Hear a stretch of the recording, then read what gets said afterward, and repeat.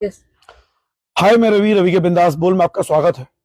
ये वीडियो बहुत महत्वपूर्ण है, शेयर जरूर कीजिएगा अगर ये पीड़ा आपकी है और आप तक पहुंच रही है। रामनगर में मकान बनाने वाले ठेकेदार, यानी अगर रामनगर में आप मकान बनाना चाहते हैं और आपने किसी ठेकेदार को ठेका दे दिया, तो क्या वो ठेकेदार समय पर आपका मकान बना रहा है? नहीं बना रहा है। और रामनगर के अलग अलग क्षेत्रों से ये खबरें हमारे पास आ रही हैं। आज अभी हमारे पास 15 ऐसी खबरें पहुंची हैं जिसमें ठेकेदार ने मकान बनाने का ठेका लिया। मान लीजिए कि किसी मकान को बनाने के लिए ठेका उसने 15 लाख रुपए में तय किया और कहा कि मैं अपना मकान 6 महीने में बना दूंगा और अधिक से अधिक 7 या 8 महीने में बना के दे दूंगा। बाद में पता चलता है कि 13, 14, 15 महीने बीत चुके हैं, मकान बन नहीं रहा है। 15 लाख से कीमत का 25 लाख रुपए पहुंच जाती है। और अगर वो व्यक्ति जो मकान बना रहा है अपना, वो ठेकेदार को पैसा नहीं देता है तो मकान को वहीं छोड़कर कहीं और चलाया जाता है। क्या ये शिकायत आपकी भी है? क्या आपके साथ भी समस्या आ रही है? अगर आ रही है तो टिप्पणी बॉक्स में अपनी समस्या हमें जरूर दें, ताकि हम कलेक्टिव शिकायत बना के अपने प्रशासन को दे सकें और ऐसे ठेकेदारों को चिन्हित कर सकें। आखिर वो कौन ठेकेदार हैं और ऐसी शिकायतें हैं। हमारे एक परिचित हैं, दिल्ली से आए, 1.5 साल से उनका मकान अभी भी 70% से ऊपर बना नहीं है, जबकि 1 साल के अंदर मकान बन जाना तय हुआ था। और ये शिकायत बनाने के लिए जो ठेकेदार आपको समझ है, आखिर ये क्यों होता है? रवि के बिंदास बोल में आप लाइव देख रहे हैं और देखिए, थोड़ा नेट चला लाइट चलेगी इसलिए मैं कंफ्यूज हो गया हूं।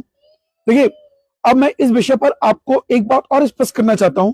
अगर ये आपकी समस्या है, आपके साथ भी ये पीड़ा हो रही है, तो की शिकायत जरूर दर्ज करें, क्योंकि हमें ऐसे ठेकेदारों को चिन्हित करना है।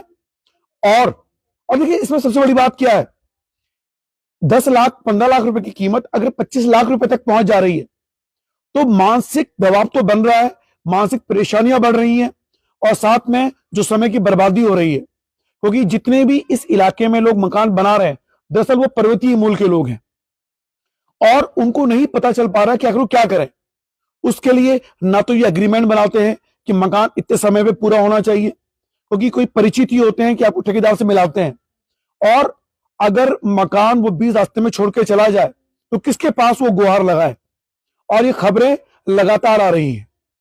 इसलिए इन खबरों की शिकायत कहां पे दर्ज हो, किसके पास जाए? क्योंकि आपके पास एग्रीमेंट नहीं बना हुआ है और बिना एग्रीमेंट के अगर आप इस तरह के मकान बनवा रहे हैं किसी ठेकेदार से, अब ये ठेकेदार रजिस्टर हैं या नहीं है, ये भी सवाल है। तो मानसिक वेदना झेलने से बेहतर है कि आप एग्रीमेंट बनवाइए, कितने समय सीमा पर ये मकान बनेगा, ये बहुत आवश्यक है। और दूसरा, इस मुद्दे पर आना है कि बगीचे लगातार काटे जा रहे हैं।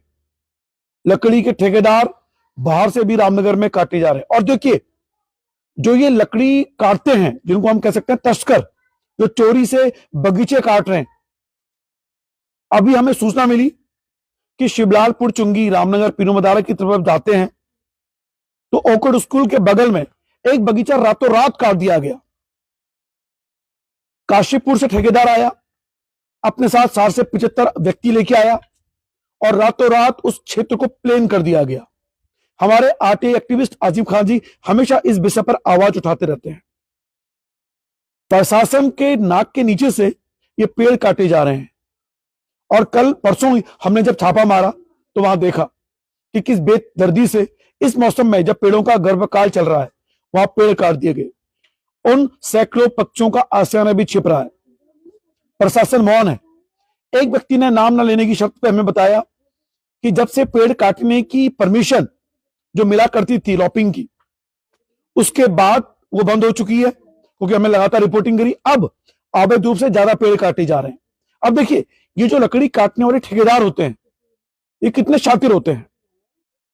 जो सूचना मिली है परोक्ष रूप से, जो ओकड़ स्कूल के बगल में जो बगीचा काटा है, वहां पर रातों रात जब 70 से 75 व्यक्ति को लेके आए वो ठेकेदार, मैं नाम नहीं लूंगा, लेकिन ये सूचना है कि 15 से 20 लाख रुपए पेड़ काटने के लिए, और साथ में जो लकड़ियां उसे मिली वो मुफ्त उसे मिली हैं। यानी कि उसने लकड़ी भी काटी और लकड़ी काटने का मुआवजा भी उसे मिला है।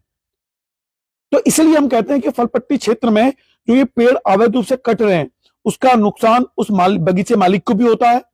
उसे अपनी मजबूरी में पेड़ कटवाने पड़ते हैं क्योंकि उसको अपना मकान जमीन बेचनी है, 143 हो नहीं सकती, रजिस्ट्रियां हो नहीं सकती, उसके दाखिला खारिज हो नहीं सकता, लेकिन फिर भी लगातार हो रहा है। तो ये कौन लोग हैं तो इस अघोषित अपराध को बढ़ावा दे रहे हैं? तो मैंने आपको दो खबर एक साथ बताई कि मकान बनाने वाले ठेकेदार अगर आपको लूट रहे हैं, आपको मानसिक प्रताड़ना दे रहे हैं, समय सीमा 7 महीने बता के उसको 18 महीने तक लेके जा रहे हैं, कीमत 15 लाख बता के 25 लाख तक आपसे वसूल रहे हैं, तो अगर ऐसा अपराध आपके साथ हुआ है तो कलेक्टिव ग्रुप में एकजुट होइए, शिकायत दर्ज करवाइए प्रशासन पे, ताकि ऐसे ठेकेदारों पे नकेल कसी जा सके। क्या वास्तव में वो ठेकेदारों की कोई मजबूरी है? इसलिए मैंने किसी ठेकेदार का नाम नहीं लिया है। हमारे पास 5 ऐसे ठेकेदारों के नाम है जो हम नहीं ले सकते, ऐसी मजबूरियां हैं। कोई जितने पर्वतीय समाज के लोग डरे समय लोग हैं, वो नहीं बोल पा रहे खुल के, लेकिन मुझे लगा कि रिपोर्ट सामने आनी चाहिए। अब वो लकड़ी काटने ठेकेदार देखिए, वो आपके ही आम और लीची के पेड़ काट रहा है और वो आपके ही आम पेड़ लीची को फ्री में लेके जा रहा है और आपसे फिर काटने के पैसे भी ले रहा है, क्योंकि पूरी सेटिंग है। अगर ये बात सही है कि 15 से 20 लाख रुपए उस ठेकेदार ने लिए रातों रात पेड़ काटने के, तो कौन है वो ठेकेदार? नाम हमें मालूम है, किस क्षेत्र से है वो भी हमें मालूम है, पर हम इसे बताएंगे नहीं। हम वक्त आने पर ये खुलासे भी करने वाले हैं। फिलहाल रवि के बिंदास बोल देखिए, शुक्रिया।